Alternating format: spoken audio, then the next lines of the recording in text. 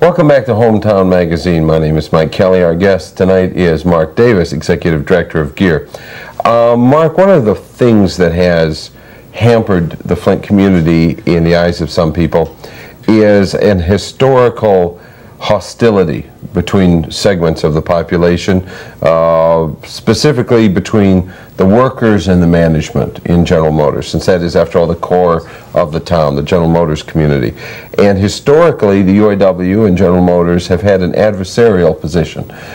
Do you see that that is changing, and is it necessary that it does change? Well, I think it's absolutely necessary that it change, and it is in fact changing already. If we went back, and remember I'm relatively new to town, but if we went back 10, 20 years ago, the folks that I interact with tell me that relationships were quite a bit more hostile than they are currently today. And I think that's a credit to both GM and the UAW, as well as individual members, that they're taking a serious look at what's going on. I'm struck by the relationship where we were talking earlier about education. What is going on, in my judgment, in many ways within the plants, is that there is now an average higher educational attainment in many ways. Folks that perhaps didn't understand in a management context the value of quality, well, now have been given the education on the job, out of the classroom, wherever it is, to understand that quality is a necessary part of doing business. And GM, I think, provides convincing data of improved quality, substantially improved quality as a result of that. We're not at an end at that, though. I would, if you ask me to forecast some of the biggest changes yet to take place within General Motors and the United Auto Workers and its membership, I would say it will be in this: how do we work together? What kinds of education do we need to be competitive? Let's be honest, there's tough world competition. That world competition isn't all in Tokyo, Japan. It's also right here at Honda in Ohio, and Subaru Isuzu in Indiana, and Toyota in Georgetown, Kentucky. American workers are productive, they are creative, they work hard, they do good things, but we probably need to be looking at what the standard is here. And as the fourth element of our strategic plan, we've said there is a world standard, and it is a competitive standard, and we must have the educational attainment both within management and labor to be able to meet that. Let me give you, for instance. Okay. Yeah. Let's take. Well, let's talk about truck and bus for just a quick second. Okay. It would be my assessment there have been major changes, improvements, if you will, in attitudes within truck and bus from where they were, say, a decade ago. Is the job finished? I think not. And the folks at the plant that I've talked to, I think, have a tremendously positive attitude about changes that can and will be taking place as they look at introducing some new product lines within their facility. Let's talk Buick City for just a second. I think you have to go back not much more than 6 or 8 years ago to see a plant that was definitely in trouble, and now one that produces perhaps the highest quality American-made car.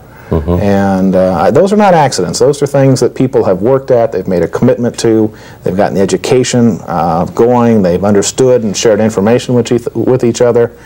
That kind of hard work is what it takes to be competitive. Our plan says do more of that.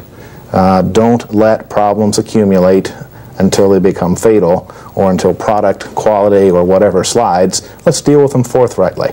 I think people want to.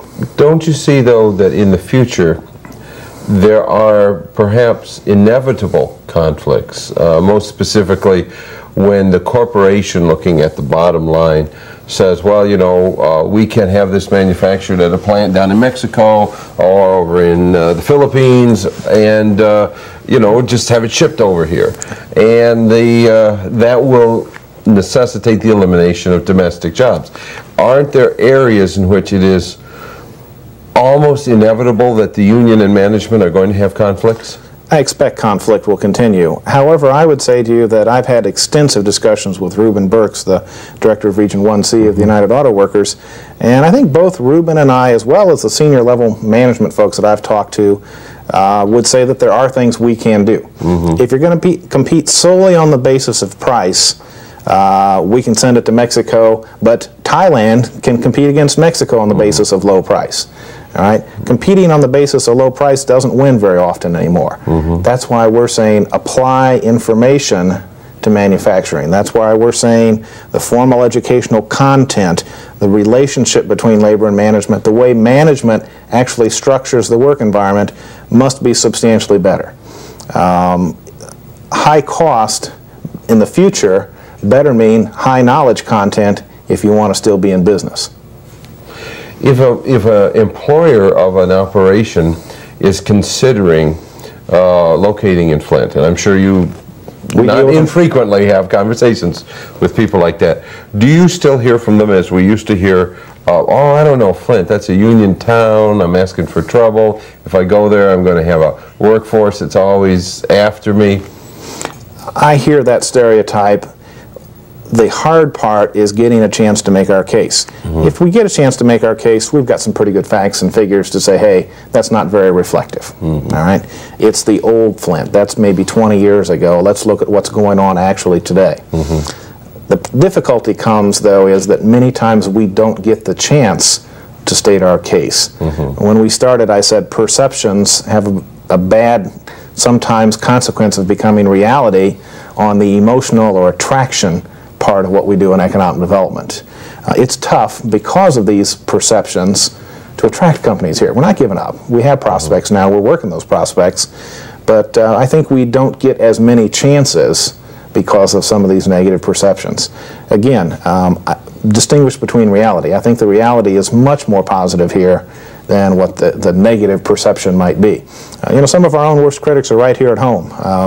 If we... well, we don't have to go much further than Michael Moore, but... not one of my favorite people, I got to tell you.